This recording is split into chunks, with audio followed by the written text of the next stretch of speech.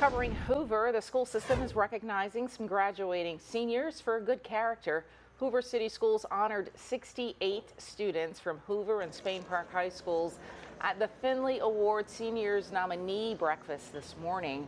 Faculty and staff nominated these students who they say have exemplified integrity, kindness, and perseverance over the past 4 years.